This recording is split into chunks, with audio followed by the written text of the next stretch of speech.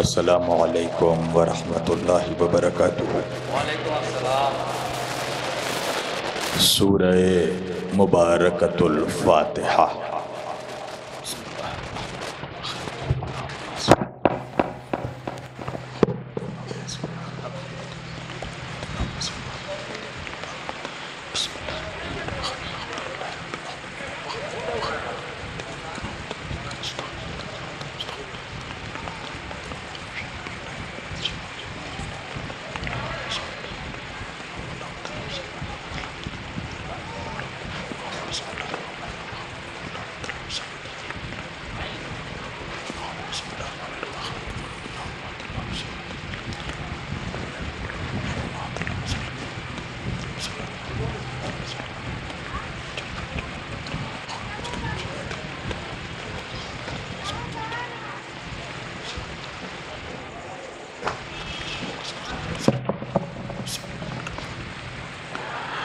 خطبے کے آغاز سے پہلے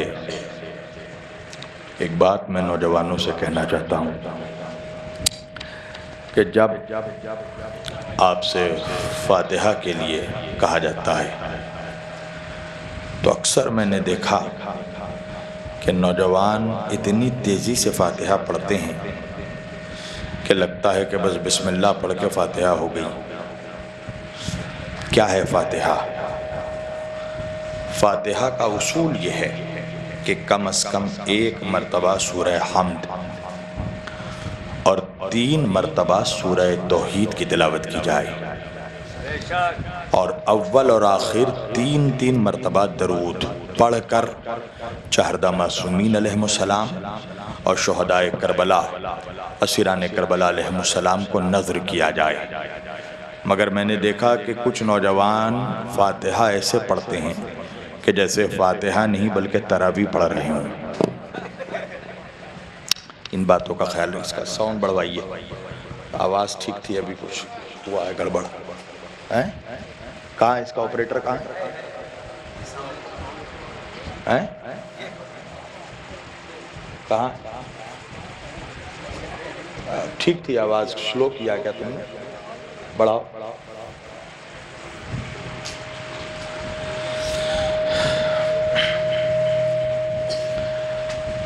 لا حول ولا قوة الا باللہ العلی العظیم۔ اعوذ باللہ السمیع العلیم من الشیطان اللعین الرجیم۔ بسم اللہ الرحمن الرحیم۔ الحمدللہ رب العالمین۔ الحمدللہ الذی جعلنا من المتمسکین بولایت امام المشارق والمغارب، مظہر العجائب والغرائب،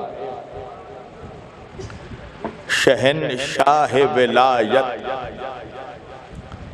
سرور ارباب امامت،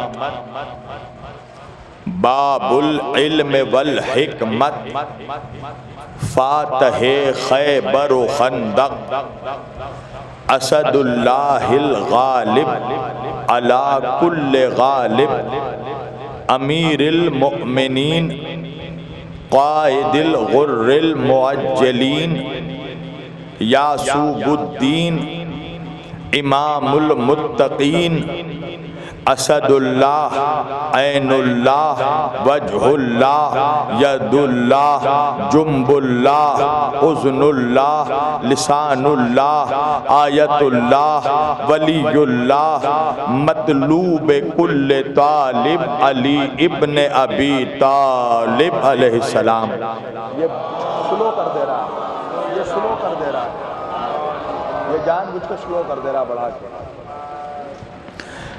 الصلاۃ والسلام والتحیۃ والاکرام علی سید الانبیاء والمرسلین، خاتم النبیین، طٰہٰ و یاسین، شفیع المذنبین، امام الحرمین والقبلتین وسیلتنا فی الدارین صاحب قعبہ و قوسین جد الحسن والحسین محبوب رب المشرقین و رب المغربین مولانا و مولا الثقلین سیدنا و نبینا و شفیعنا و طبیبنا و حبیبنا و کریمنا و امامنا و ملجانا و مغیثنا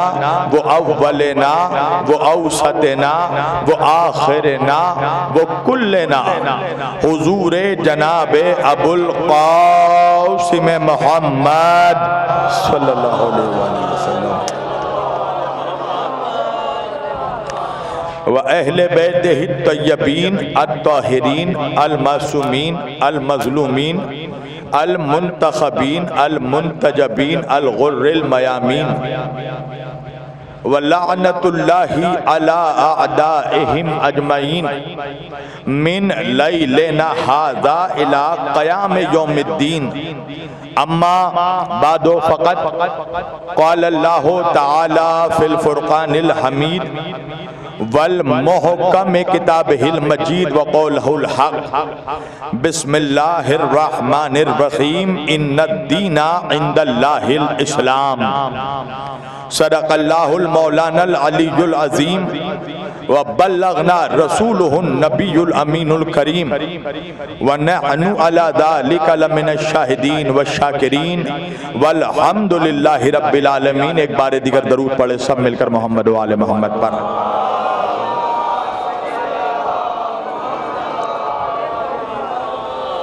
یہ سامنے والے باکس سے آواز آ رہی ہے؟ جو بیٹھے ہیں باکس کے سامنے ان کو آواز آ رہی ہے؟ نہیں آ رہی ہے نا؟ بھیا اناڑی خطیب نہیں ہوں، تھوڑا تجربہ ہے مجھے۔ یہ اس کی آواز، یہ باکس بند کر دیا اس نے۔ ایک صلوات پڑھیے محمد و آل محمد پر۔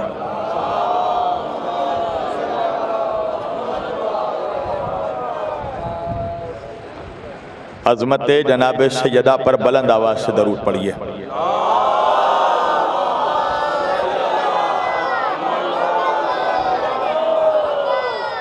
اس کو ٹھیک کروائیے ورنہ پوری مجلس خراب ہو جائے گی۔ اس باکس کی آواز ٹھیک کروائیے۔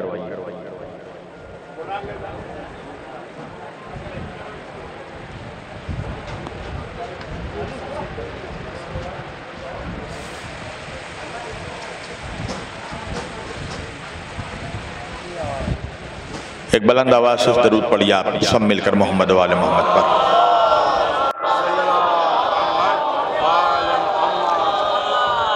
اب دیکھو آواز آ رہی ہے؟ ماشاءاللہ۔ بس ایسے ہی رہنے دینا، اس کو کہیے کچھ نہ کرے آپ، نہ بڑھائے نہ گھٹائے، بس چھوڑ دے۔ عزیزان گرامی قدر و عزیزان محترم وہ برادران ملت اسلامیہ، بندگان توحید، وہ عاشقان رسول و آل رسول، گدایان دربار بطول، مولا آپ سبوں کے جذبہ ایمانی کو زندہ و سلامت رکھے۔ اللہ کی رضا، اہل بیت اطہار علیہ السلام کی عطا، جناب سیدہ کا حکم، مومنین الہ آباد کی محبتیں، یہ ساری چیزیں جب مشترکہ طور پر ایک جگہ جمع ہو گئیں تو میں منوری میں آپ کے روبرو آ گیا۔ یہاں پر ایسے بہت سے افراد موجود ہیں جنہوں نے مجھے سن رکھا ہے، جنہوں نے مجھے سن رکھا ہے وہ تو میرا مزاج جانتے ہی ہیں، جنہوں نے نہیں سنا ان کے لیے بتانا ضروری ہے کہ منوری والوں، میرا بھی بچپن سے اپنا ایک مزاج رہا ہے۔ میں تقریر ہمیشہ مردوں کے بیچ کرتا ہوں، مردوں کے بیچ نہیں کرتا، لہذا مجھے ایسا نہیں لگنا چاہیے کہ 2 بجے رات کو پڑھ رہا ہوں تو آپ سو رہے ہیں۔ عزیزان گرامی، ہم روز قدیر کو بھی مانتے ہیں اور شب لیلۃ القدر کو بھی مانتے ہیں، لہذا جاگتے ہوئے علی کا ذکر سننا۔ میں نے آج کے اس مقدس اور معزز اجتماع کے لیے قرآن کریم کی جس آیت وافی ہدایہ کی تلاوت کا شرف حاصل کیا اور سرنامہ کلام میں جسے موضوع گفتگو قرار دیا، پروردگار عالم اپنی مقدس کتاب قرآن مجید فرقان حمید میں ارشاد فرما رہا ہے، بسم اللہ الرحمن الرحیم، ان الدین عند اللہ الاسلام۔ اللہ کہہ رہا ہے کہ اللہ کے نزدیک اگر کوئی دین ہے تو وہ دین اسلام ہے۔ توجہ، سارے مسلمان یہاں بیٹھے ہیں نا، ابھی میرے بھائی زاہد کانپوری نے اعلان کیا نا کہ کتنی اہل سنت انجمن یہاں پر آئی، مگر میرا یہ ماننا ہے میری جان کہ جو بھی یہاں پر آیا وہ آنے سے پہلے شیعہ تھا، جو بھی یہاں پر آیا وہ آنے سے پہلے سنی تھا، مگر جب یہاں پر فرش اعضا پر آ گیا تو اب نہ وہ شیعہ رہا نہ سنی رہا، جو آ گیا وہ حسینی بن گیا۔ تو ایسا لگنا چاہیے کہ حسینیوں کے بیچ پڑھ رہا ہوں، کربلائیوں کے بیچ پڑھ رہا ہوں، اس لیے کہ منوری کے جوانوں، میرا بھی بچپن سے اپنا مزاج ہے، میں تقریر ہمیشہ کربلائیوں کے بیچ کرتا ہوں، ہرملائیوں کے بیچ نہیں کرتا۔ بالکل لگنا چاہیے کہ میرے سامنے کربلائی حسینی مجمع بیٹھا ہے۔ عزیزان گرامی، اللہ کہہ رہا ہے ان الدین عند اللہ الاسلام، اللہ کے نزدیک اگر کوئی دین ہے تو وہ دین اسلام ہے، مگر افسوس یہ ہے کہ آج اسلام کو مکمل ہوئے 1400 برس ہو گئے، اور آج اگر مسلمانوں سے پوچھا جاتا ہے کہ تمہارا دین کیا ہے، تمہارا تعارف کیا ہے، تو کوئی نہیں کہتا کہ ہم مسلمان ہیں۔ جس سے بھی پوچھئے وہ کہے گا میں شیعہ ہوں، میں سنی ہوں، میں وہابی ہوں، میں بریلوی ہوں، میں دیوبندی ہوں۔ بھئی عجیب بات ہے نا، میں دلی سے اتر پردیش آ رہا تھا، مجھے اتر پردیش آنا تھا، جیسے ہی اتر پردیش میں ٹرین داخل ہوئی، ٹرین ایک پلیٹ فارم پر رکی، میں نے وہاں کے لوگوں سے پوچھا بھائی اس پلیٹ فارم کا، اس جگہ کا نام کیا ہے؟ تو لوگوں نے کہا مولانا اسے اٹاوا کہتے ہیں۔ میری طرف دیکھنا جوانوں، ٹرین اور آگے بڑھی، ایک جگہ رکی، میں نے لوگوں سے پوچھا بھائی اس جگہ کا نام کیا ہے؟ کہا مولانا اسے فروخ آباد کہتے ہیں۔ پھر ٹرین آگے بڑھی، رکی، میں نے لوگوں سے پوچھا اس جگہ کا نام کیا ہے؟ کہا مولانا اسے لکھنؤ کہتے ہیں۔ پھر ٹرین آگے بڑھی، ایک مقام پر رکی، میں نے لوگوں سے پوچھا اس جگہ کا نام کیا ہے؟ کہا مولانا اسے الہ آباد کہتے ہیں۔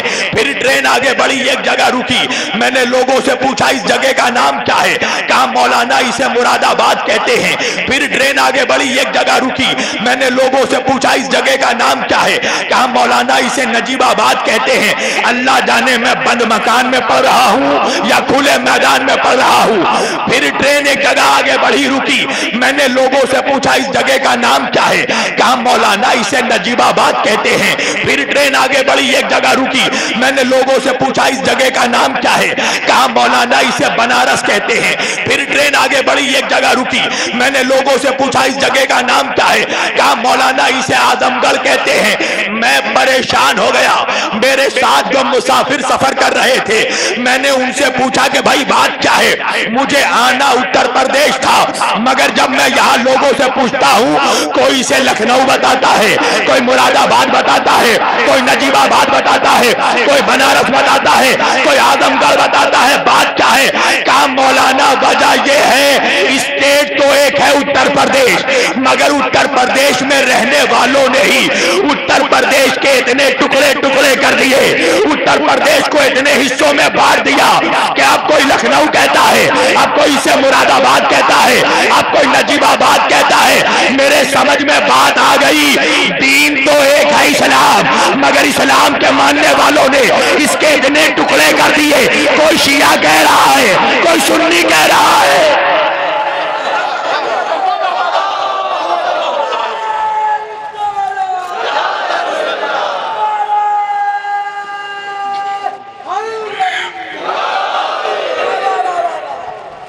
دین ایک ہے اسلام،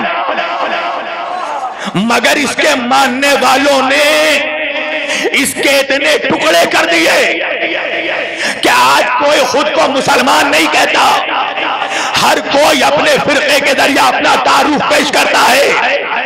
علامہ اقبال کہتے ہیں منفرد ایک ہے اس قوم کی، نقصان بھی ایک، حرم پاک بھی، اللہ بھی، قرآن بھی ایک ہی سب کا نبی، دین بھی، ایمان بھی ایک، کیا بڑی بات بھی ہوتے جو مسلمان بھی ایک۔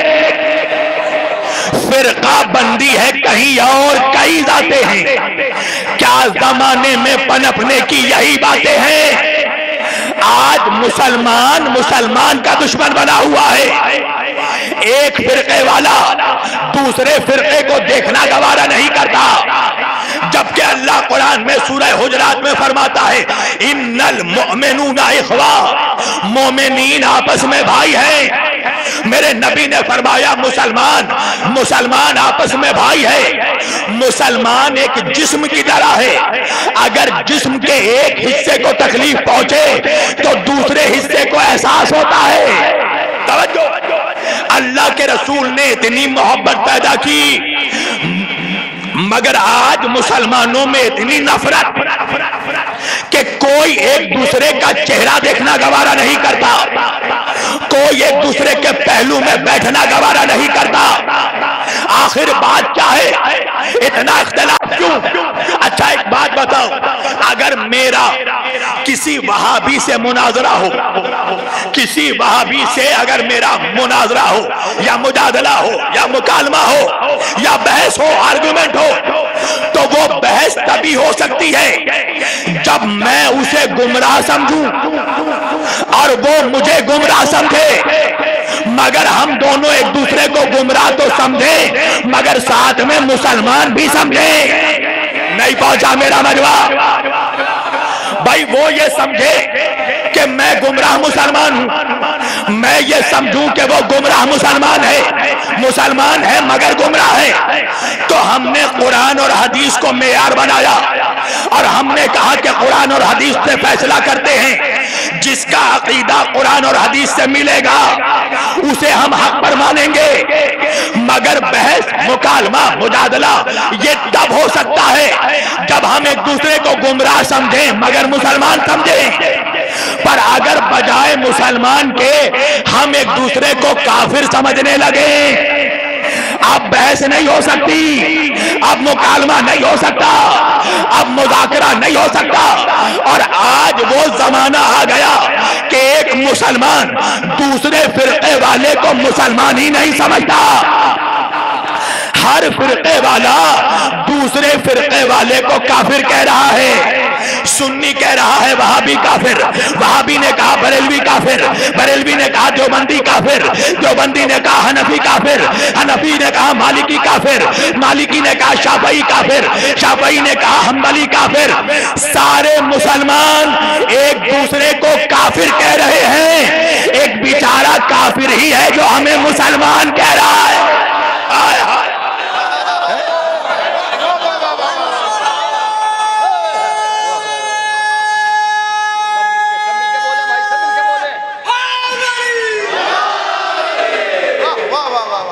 سارے مسلمان ایک دوسرے کو کافر کہہ رہے ہیں، ایک بیچارہ کافر ہی ہے جو ہمیں مسلمان کہہ رہا ہے۔ تو آخر بات کیا ہے؟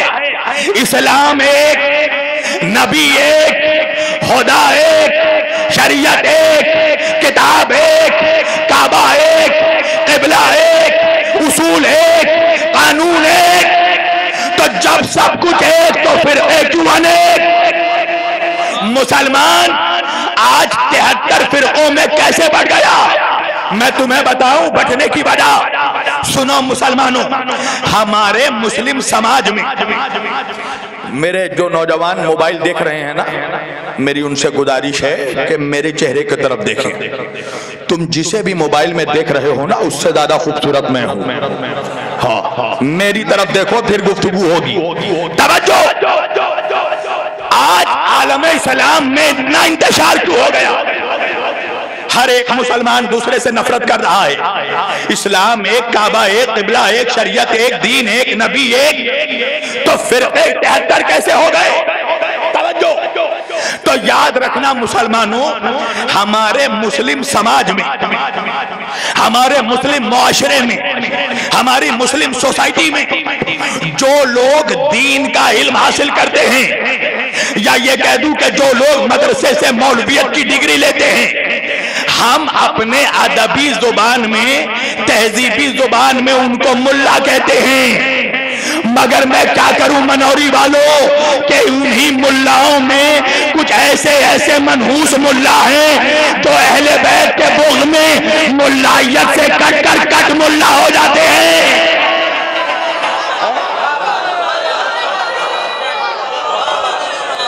سارا فساد، سارا فتنہ آج جو مسلمان ایک دوسرے سے جھگڑ رہا ہے، یہ انہی ملاؤں کی دین ہے. اسی لیے تو علامہ اقبال کو مجبور ہو کر کہنا پڑا، گلا تو گھوڑ دیا اہل مدرسہ نے تیرا، کہاں سے آئے صدا لا الہ الا اللہ. ایک صلوات پڑھیے محمد و آل محمد پر.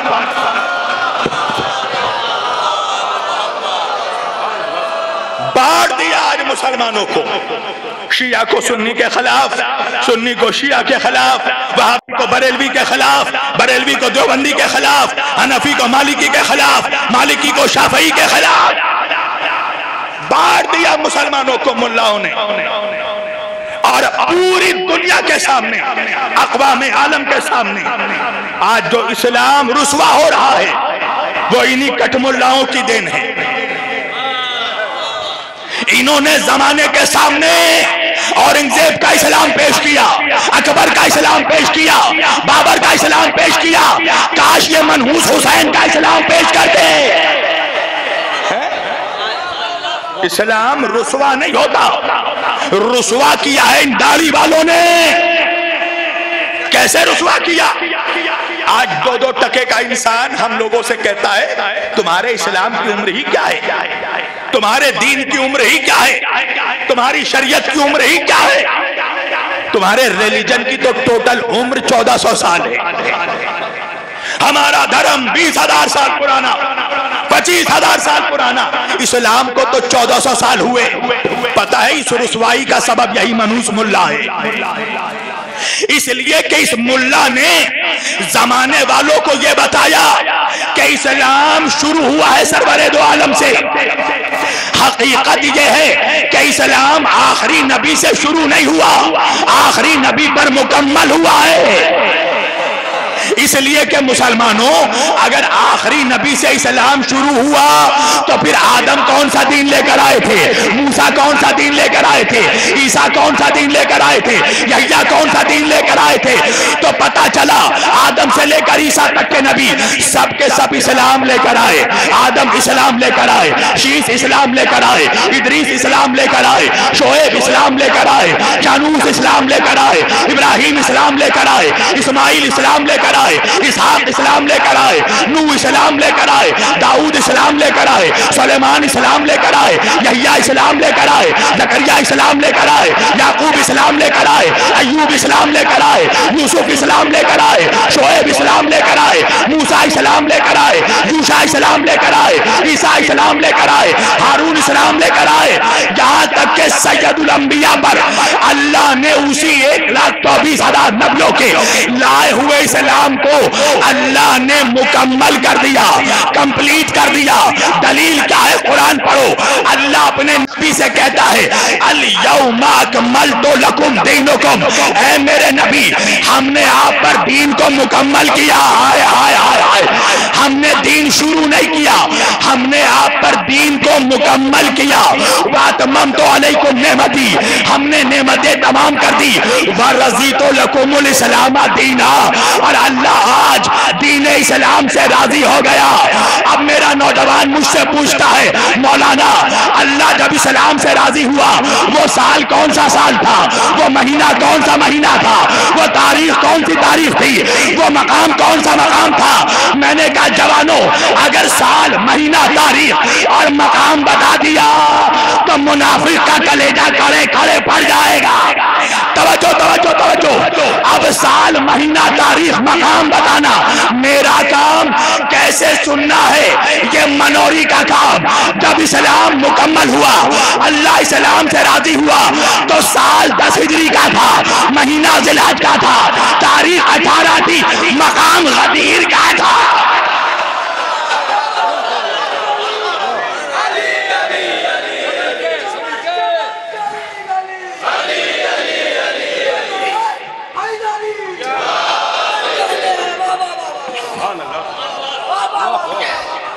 کیا ارادے ہیں جوانوں؟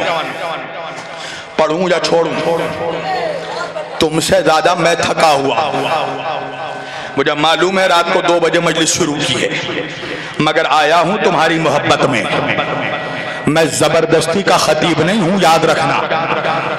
یوسف وہاں نہیں بٹھایا جاتا جہاں خریداروں کو اس کی قدر نہ ہو.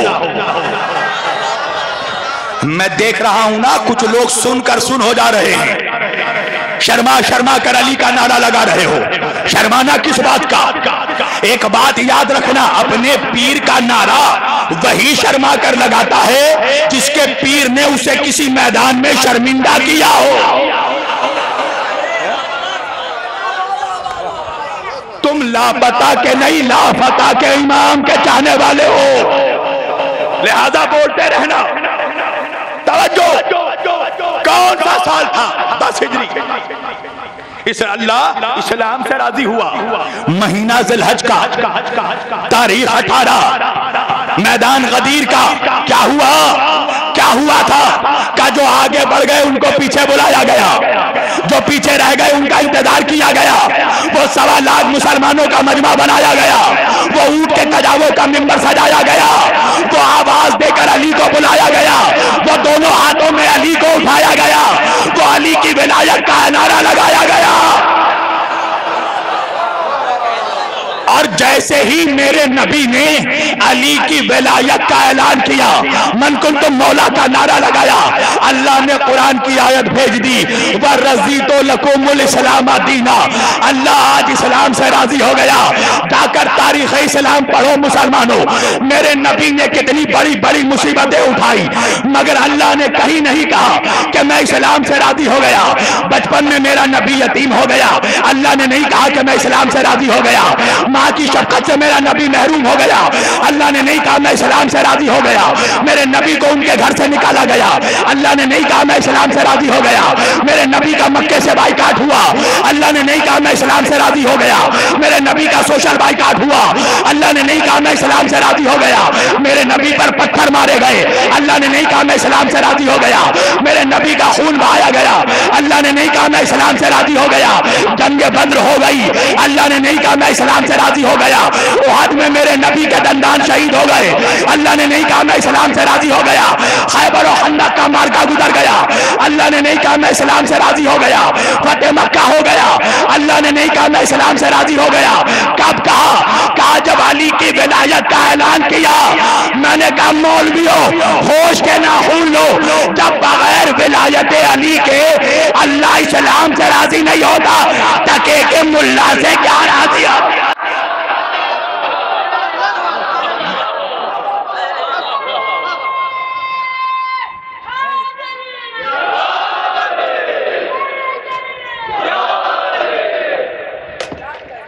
جب بغیر ولایت علی کے اللہ اسلام سے راضی نہیں ہوتا, لمبی داڑھی والے ملا سے راضی ہوگا؟ تو بھائی اتنے فرقے کیسے ہو گئے؟ جو لوگ گٹکا چھاپ کے بیٹھے ہیں نا, ان کو اپنی اوقات پہچاننا چاہیے کہ وہ کسی نیتا کے جلسے میں نہیں آ کر بیٹھے ہیں, حسین کی فرش عزا پر آ کے بیٹھے ہیں. میں ہمیشہ ایک بات کہتا ہوں, عزا خانوں کی تہذیب اپنے گھر پہ لے جاؤ, اپنے گھر کی تہذیب لے کر عزا خانوں میں مت آؤ. ایک صلوات پڑھیے محمد و آل محمد پر.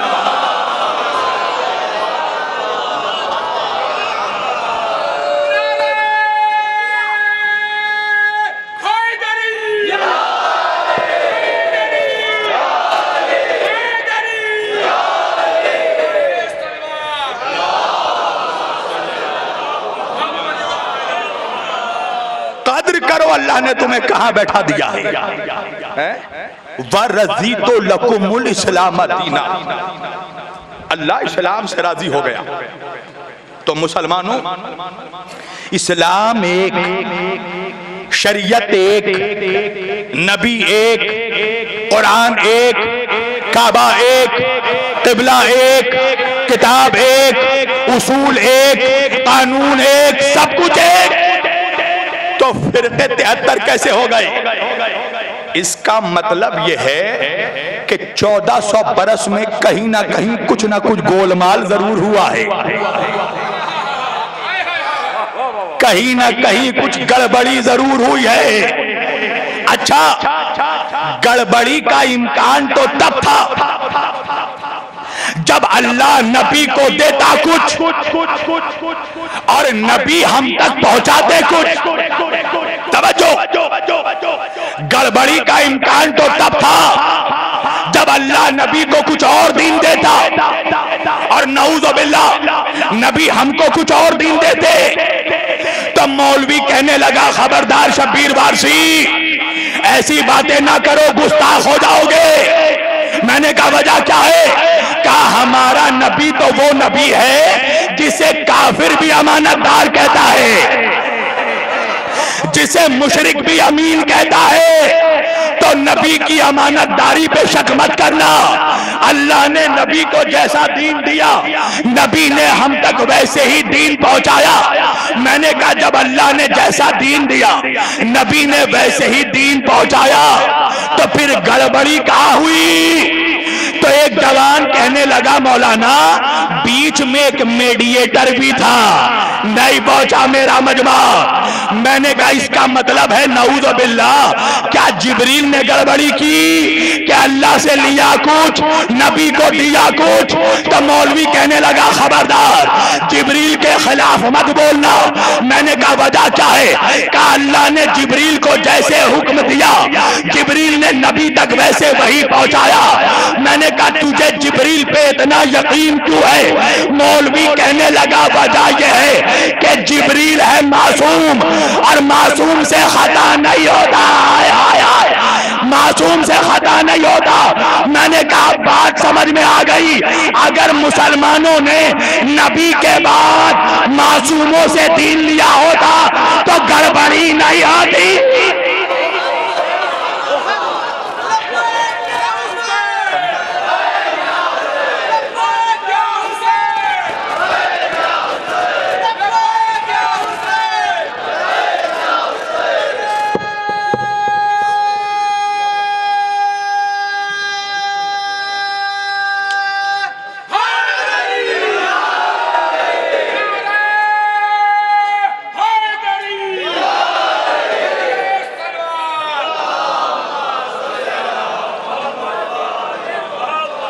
اگر نبی کے بعد معصوموں سے دین لیا جاتا تو دین میں گڑبڑی نہیں ہوتی. اب بات سمجھ میں آ گئی نا کہ ٹکے ٹکے کا ملا، لمبی داڑھی والا ملا، بڑی دھاڑی والا ملا آج بحث کر رہا ہے. بحث کس بات پر؟ بحث اس بات پر کہ اہل بیت معصوم تھے کہ نہیں. میں نے کہا ہاں میری جان، بحث ہونا چاہیے. اہل بیت معصوم تھے کہ نہیں، بحث ہونا چاہیے، مگر بحث وہ کرے جو خود معصوم ہو. ارے نہیں پہنچا میرا مجمع. میں نے کہا مولوی تو اپنی اوقات پہچان. اللہ نے تجھے پیدا کہے سے کیا؟ اللہ قرآن میں سورہ دہر میں کہہ رہا ہے اِنَّا خَلَقْنَا الْإِنسَانَ مِن نُطْفَةٍ أَمْشَاجٍ نَبْتَلِيهِ. ہم نے انسانوں کو ملے جلے گندے نطفے سے پیدا کیا. جا کر مولوی کو سمجھا دے تو نجس نطفے سے پیدا ہوا تو گندگی سے پیدا ہونے والا ان کا مقابلہ نہیں کر سکتا جو اللہ کے نور سے پیدا ہوئے ہو.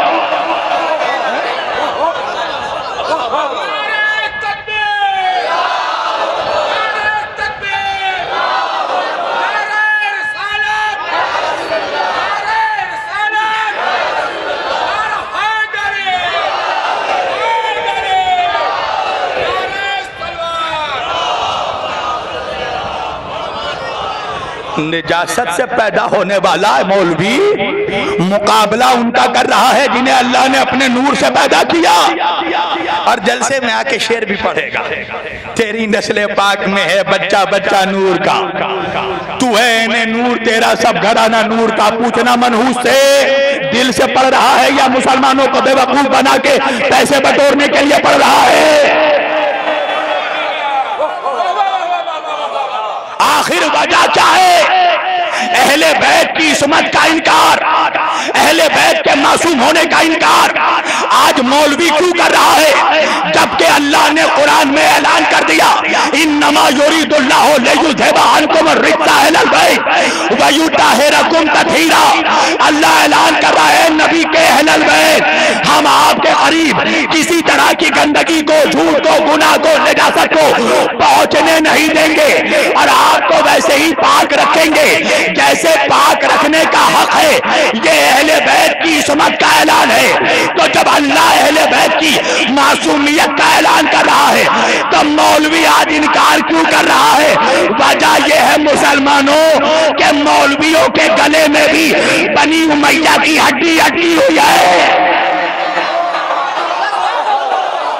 پھنس جائے گا مولوی اگر اہل بیت کو معصوم مان لیا نا، تو منحوس کو پتا ہے پھر مسلمان دین ملا سے نہیں مولا سے لے گا۔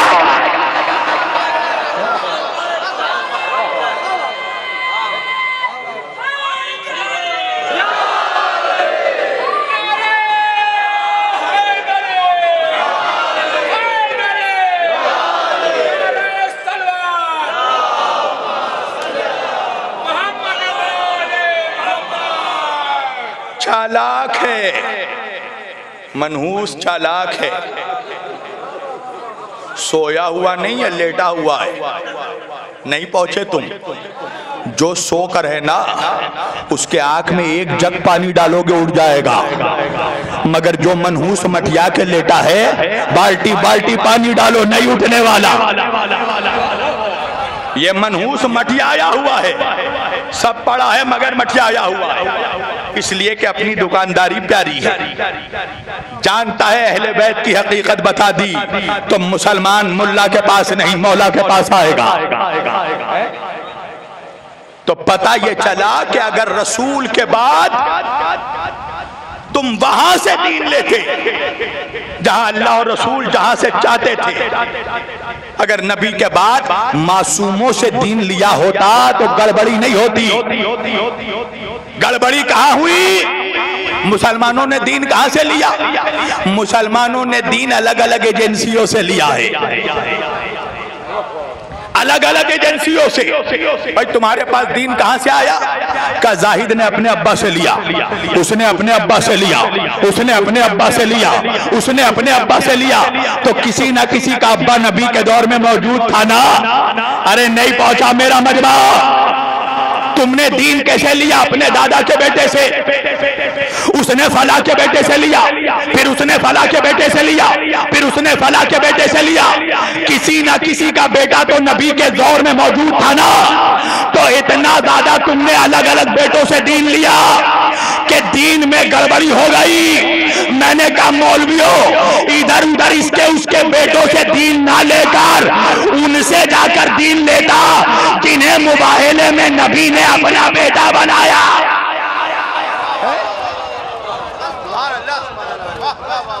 ملا کے بیٹوں سے دین لینے کے بجائے اگر رسول اللہ کے بیٹوں سے دین لیتا تو گڑبڑی نہیں ہوتی۔ تم نے دیکھا کربلا کی تاریخ، ملا کے بیٹوں نے یزید کے ہاتھ میں بیعت کر لی تھی، مولا کے بیٹے نے انکار کیا تھا۔ دو کوڑی کا منحوس پاکستان سے کہنے لگا نعوذ باللہ حسین بہت ضدی تھے۔ یہ جملے ہیں منحوسوں کے، ایسے ہی نہیں مسلمانوں پہ پھٹکار برس رہا ہے۔ حسین نعوذ باللہ بہت ضدی تھے۔ کیوں بھائی؟ کہ سارے تمام صحابہ نے بیعت کر لی تھی، صحابہ کے بیٹوں نے بیعت کر لی تھی، تو حسین ضد پر کیوں اڑے تھے؟ حسین بھی بیعت کر لیتے۔ میں نے کہا نعوذ باللہ ہاں حسین ضدی تھے، جس جس طرح موسیٰ ضدی تھے کہ موسیٰ نے فرعون کی بیعت نہیں کی، جس طرح ابراہیم ضدی تھے ابراہیم نے نمرود کی بیعت نہیں کی، جس طرح رسول اللہ ضدی تھے ابو سفیان کی بیعت نہیں کی۔ بہت اچھا جواب دیا علامہ مودودی نے۔ علامہ مودودی کہتے ہیں یہ مت کہو کہ جب سب نے بیعت کر لی تھی تو حسین نے بیعت کیوں نہیں کی، بلکہ یہ کہو کہ جب حسین نے بیعت نہیں کی تو سب نے کیوں کر۔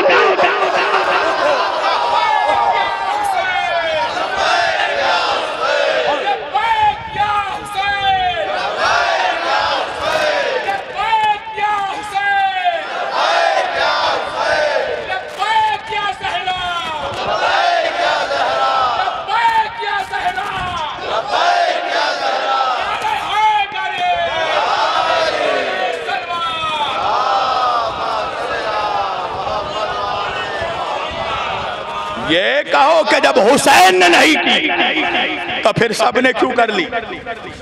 اسی لیے بس آخری بات، اسی لیے کربلا کے بعد اسلام دو حصوں میں بٹ گیا، ایک حسینی نظام اسلام، ایک یزیدی نظام اسلام۔ اچھا پتہ کیسے چلے کہ کس کا اسلام حق پر ہے؟ تو دیکھنا یہ پڑے گا کہ اللہ کس کے ساتھ ہے۔ ارے توجہ کیجئے گا، نماز سب سے بڑی عبادت ہے نا مسلمانوں، مگر مجھے قرآن کی 6666 آیتوں میں اب بھی کچھ نوجوان موبائل دیکھ رہے ہیں، پتہ نہیں یہ بدتمیزی کی لت کیسے لگی ہے۔ ایک صلوات پڑھیے محمد و آل محمد پر۔ معاف کیجئے گا،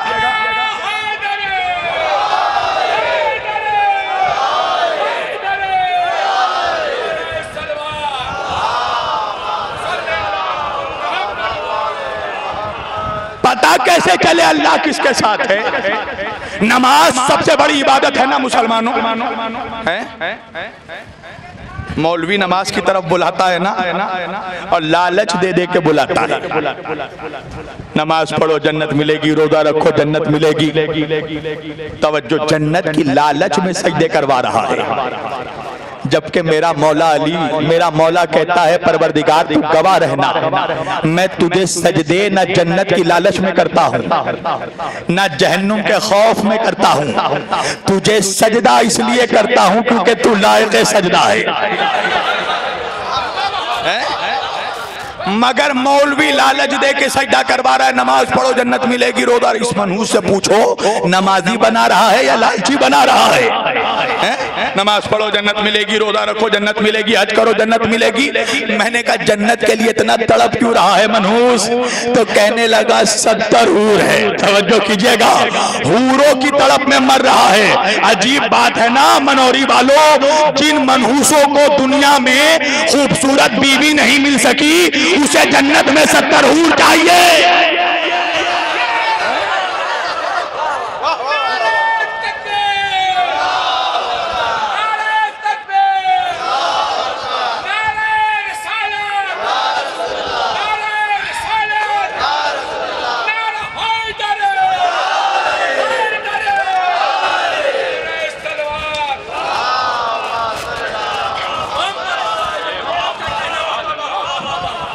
عجیب بات ہے نا، حسین کو چھوڑ کر جنت جائے گا، اس کے باپ کی جنت ہے، اس کو پتہ نہیں جنت کے سردار نبی کے نواسے ہیں، تڑپ رہا ہے۔ اچھا اب سوال یہ کہ اللہ کس کے ساتھ ہے؟ نماز سب سے بڑی عبادت، مگر مجھے قرآن کی 6666 آیتوں میں 30 پاروں میں 114 سوروں میں ایک آیت دکھاؤ کہ اللہ نے کہا ہو میں نمازیوں کے ساتھ ہوں، ایک آیت دکھا دو۔ اچھا نماز کے بعد یار یا تو تم لوگ اپنے جوانوں کو طریقہ سکھاؤ، ادب سکھاؤ، تہذیب سکھاؤ میرے بھائی، ورنہ میں ایسی مجلسیں نہیں پڑھتا جہاں یہ بدتمیزی ہو۔ میں بار بار منع کر رہا ہوں، یہ حسین کی مجلس ہے، جس کو موبائل دیکھنا گھر چلا جائے، پھر فرش ادا پہ کیوں بیٹھا ہے؟ صلوات پڑھیے محمد و آل محمد پر۔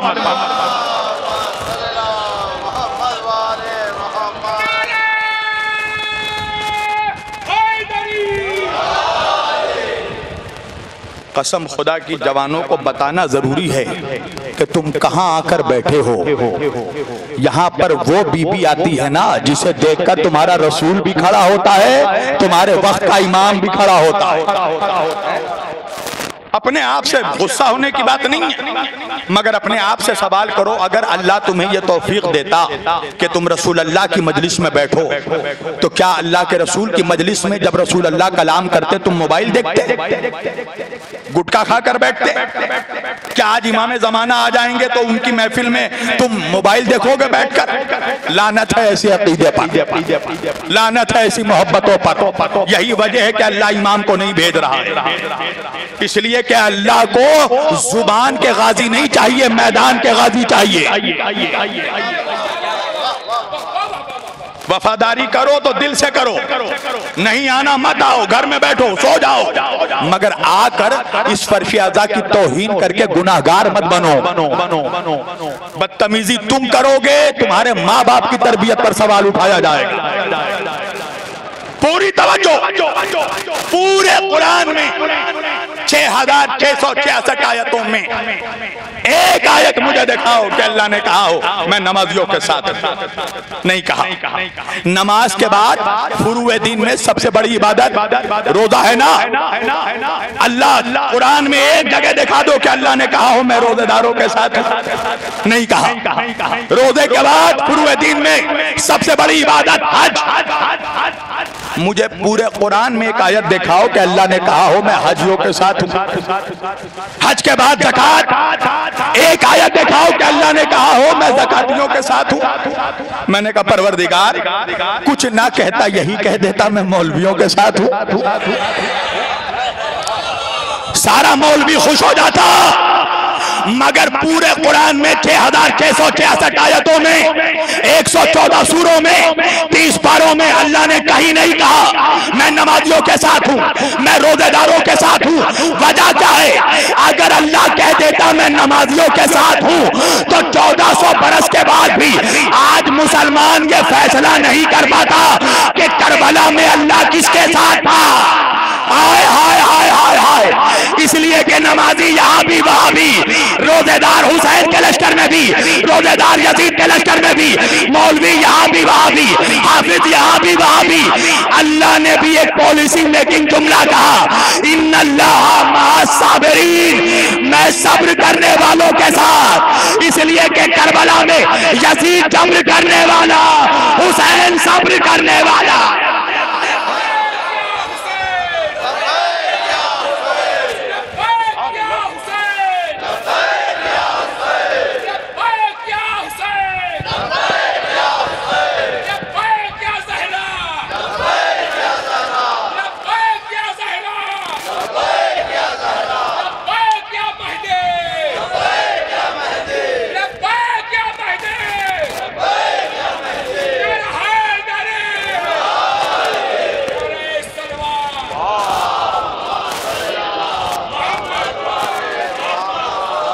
پالیسی میکنگ جملہ کہا خدا نے, ان اللہ مع الصابرین, میں صبر کرنے والوں کے ساتھ ہوں.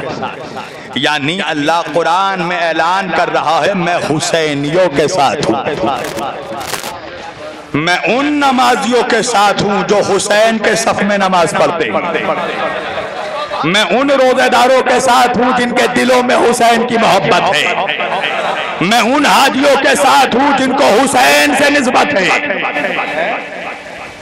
اللہ حسین والوں کے ساتھ ہے.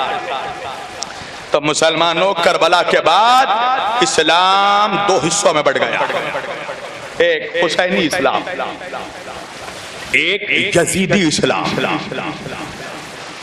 پتہ کیسے چلے کس کا اسلام حسین سے ملتا ہے, کس کا اسلام یزید سے ملتا ہے؟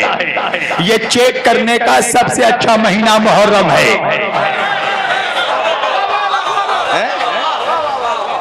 محرم جب آتا ہے کچھ لوگ وہ ہیں جو پیاسوں کو شربت پلاتے ہیں, اور کچھ منحوس وہ ہیں جو بے قصوروں کا گلا کاٹتے ہیں. تو جو پیاسوں کو شربت پلاتے ہیں ان کا شجرہ حسین سے ملتا ہے, جو بچوں کا اللہ اکبر کہہ کے گلا کاٹ رہے ہیں ان کا شجرہ شجرہ یزید سے ملتا ہے۔ میرا جوان پریشان ہوتا ہے، محرم میں بہت کچھ بنایا جاتا ہے، ہم بھی بناتے ہیں وہ بھی بناتے ہیں، حسینی بھی بناتے ہیں یزیدی بھی بناتے ہیں، فرق کیا ہے؟ حسینی تعزیہ بناتے ہیں، یزیدی اپنا منہ بناتے ہیں۔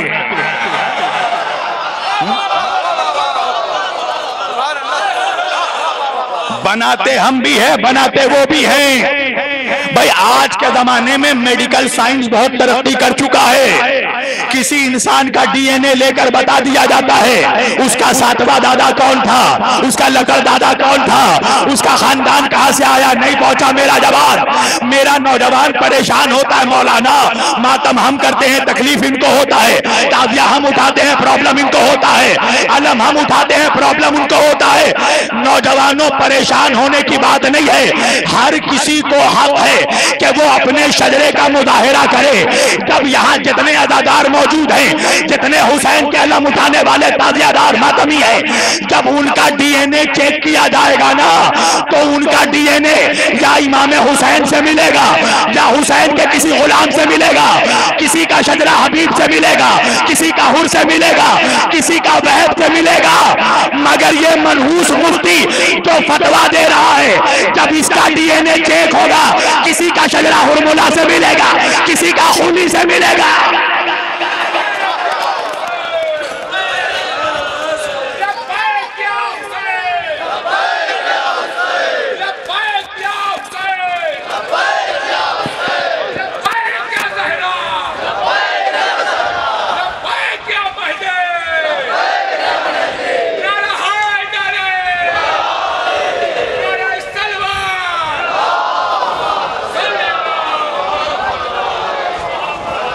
ہر کسی کو حق ہے کہ وہ اپنے شجرے کا مظاہرہ کرے۔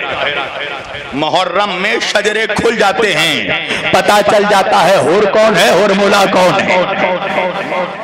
یہ ڈی این اے کے چیک کرنے کے دن ہے، لہذا پریشان ہونے کی کوئی بات نہیں ہے۔ ایک بات یاد رکھنا کہ جب ہمارے اماموں پر مصیبت آئی ہے تو ہم تو ان کے غلام ہیں، کیا ہم ان کے نام پر تھوڑی مشکلات برداشت نہیں کر سکتے؟ کیا ہمارا غم ان کے غم سے بڑا ہے؟ قسم خدا کی عزاداروں، جو مصیبتیں کربلا کے میدان میں آل محمد نے اٹھا لی ہیں، قیامت تک اب کسی میں وہ کلیجہ نہیں ہے کہ وہ مصیبت اٹھا سکے۔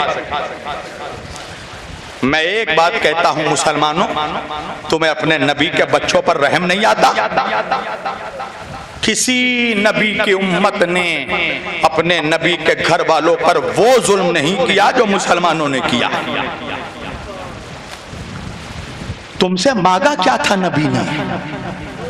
تمہاری جائیداد نہیں مانگی، تمہارا مکان نہیں مانگا، ایک چیز مانگی تھی مسلمانوں تم سے، ایک وصیت تھی نبی کی کہ میرے بعد میرے بچوں کا خیال رکھنا۔ یہ خیال رکھا تم نے کہ 50 سال میں سارا گھر لوٹ لیا۔ حسین کو قتل کرنے والا کوئی مشرک نہیں تھا، کوئی یہودی نہیں تھا۔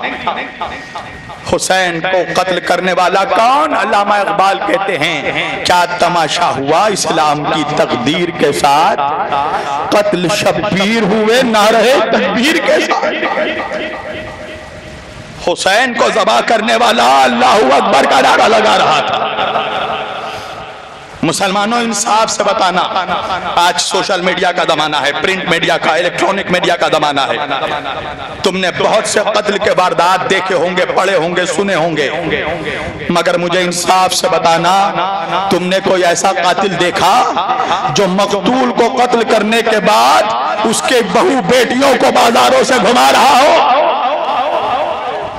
مسلمانوں نے کربلا میں یہ حد بھی پار کر دی، نبی کے بچوں کو ذبح کرنے کے بعد نبی کی نواسیوں کو مسلمانوں نے بازاروں سے گھمایا۔ اب بھی تمہیں رحم نہیں آتا؟ کبھی سوچو اس سید سجاد پر، اس بیمار بیٹے پہ کیا گزری ہوگی جس نے اپنے آنکھوں کے سامنے اپنے بابا کے پیاسے گلے پر چھری چلتے دیکھا ہوگا۔ امام زین العابدین کو کربلا کے بعد کسی نے مسکراتے نہیں دیکھا۔ سجاد کسی قصائی کے دکان کے پہلو سے گزر جاتے تھے نا تو قصائی گوشت پر کپڑے ڈال دیتا تھا۔ مولا سجاد ایک مرتبہ ایک قصاب کے دکان سے گزر رہے تھے، قصائی نے مولا سجاد کو دیکھا، گوشت پر کپڑے ڈال دیے۔ خریدار پوچھنے لگا وہ کون تھا جسے دیکھ کر تو نے گوشت پر کپڑے ڈال دیے؟ قصاب کہنے لگا وہ ہمارا چوتھا امام ہے، وہ گوشت کے ٹکڑوں کو نہیں دیکھ سکتا۔ میرے امام نے کربلا میں اپنے بھائیوں کے گوشت کے ٹکڑے زمین پر بکھرے دیکھے۔ اجرکم من اللہ۔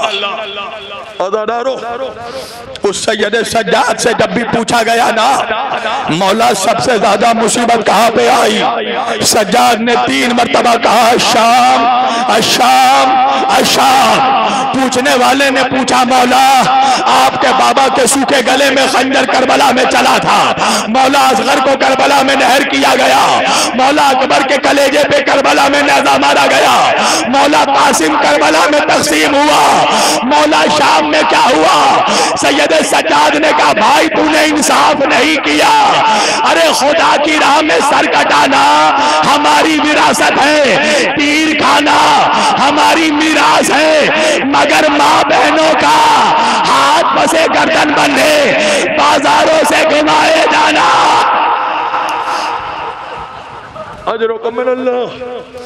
عزادارو منہال کہنے لگا مولا شام میں کیا ہوا؟ سنو گے جن کے آنکھوں میں آنسو نہیں ہے نا وہ اللہ سے اپنے گناہوں کی معافی ضرور مانگے۔ خدا جن لوگوں سے ناراض رہتا ہے ان کے آنکھوں میں حسین کے غم کے آنسو نہیں دیتا۔ سید سجاد کہنے لگے سنو گے منہال جب شام کے قریب ہمارا قافلہ جانے لگا نا تو بہت مدتوں کے بعد ہم آل محمد کو تھوڑی مہلت دی گئی کہ ہم تھوڑی دیر کے لیے زمین پر بیٹھ جائے۔ مدتوں کے بعد ہم زمین پر بیٹھے تھے۔ سنو گے منہال میری 4 سال کی سکینہ میری ننھی بہن میرے قریب آئی، میرے پیروں میں آبلے تھے، آبلوں میں کانٹے تھے، میری ننھی بہن اپنے ننھے ننھے ہاتھوں سے میرے پیروں کے کانٹے نکال رہی تھی۔ منہال میں خون کے آنسو رو رہا تھا۔ منہال نے کہا مولا رونے کا سبب کیا ہے؟ کہا منہال میرے پیروں میں جو کانٹے تھے وہ تو سکینہ نکال رہی تھی مگر سکینہ کے پیروں میں جو کانٹے تھے ارے نکالنے والا کوئی نہ تھا۔ اجرکم من اللہ۔ اللہ آپ کی آوازوں پر رحمت نازل کرے، خدا آپ کا پرسہ قبول کرے۔ سنو گے عزادارو چوتھے امام فرماتے ہیں منہال جب بازار شام کے دروازے پر ہمارا قافلہ پہنچا نا تو ایک منادی دینے والے نے ندا دی شام والوں باغیوں کا قافلہ آ گیا۔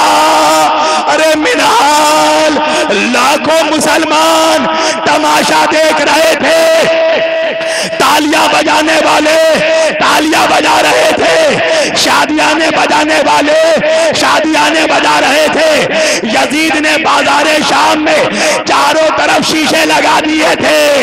ارے جس جگہ میری ماں روا میری پھوپھی زینب و کلثوم اپنا چہرہ اٹھاتی تھی، ارے بغیر چادر کے اپنا چہرہ اجرکم من اللہ کا منہال سنو گے ہم اہل بیت کا قافلہ جیسے ہی بازار شام میں داخل ہوا نا کوئی ہمیں کوڑے سے مارتا تھا، کوئی ہمیں تازیانے سے مارتا تھا۔ ارے جب مسلمانوں کو کچھ نہیں ملا نا مسلمان زمین سے پتھر اٹھاتے تھے، ہمارے چہروں پر پتھر مارتے تھے۔ ارے اس پر بھی دل ٹھنڈا نہیں ہوا، عورتیں چھتوں پر جاتی تھی، بالا خانوں میں گرم کھولتا پانی لاتی تھی، ہمارے اوپر کھولتا پانی ڈالتی تھی۔ ارے میری بہن سکینہ تڑپ کر کہتی تھی بھیا مجھے بچا لو بھیا۔ اجرکم اللہ. بس عزیزانو میں نے مصائب تمام کر دیے. نہ مجھ میں پڑھنے کی طاقت نہ تم میں سننے کی طاقت. سکینہ کی مصیبت سن لی نا, سجاد کی مصیبت سن لی نا. تمہیں ایک مصیبت سمجھا سناتا ہوں زینب کی. اگر کلیجے میں دل ہے, سینے میں دل ہے, تو آنسوؤں کو روک نہیں سکو گے. پتا ہے بازار میں زینب کے لیے سب سے بڑی مصیبت کیا تھی؟ ارے اکبر کا قاتل بار بار زینب کے سامنے آتا تھا اور ہنس ہنس کر کہتا تھا زینب میں نے تیرے اکبر کو مارا, میں نے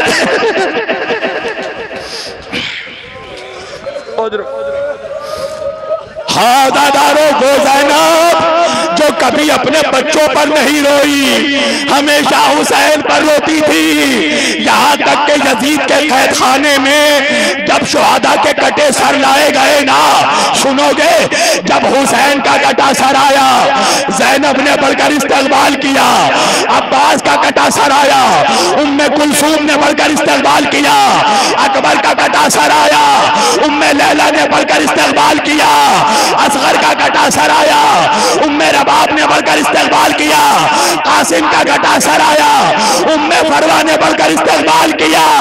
مگر جب دو ننھے ننھے سر آئے اونو محمد کے, ارے کوئی استقبال کرنے والا نہیں تھا. عورتیں کہنے لگی کیا ان بچوں کی ماں زندہ نہیں ہے؟ زینب نے طلب کر کہا ارے یہ میرے بچے ہیں, مگر میں ان پر روؤں گی تو زہرا کے لال کا ماتا.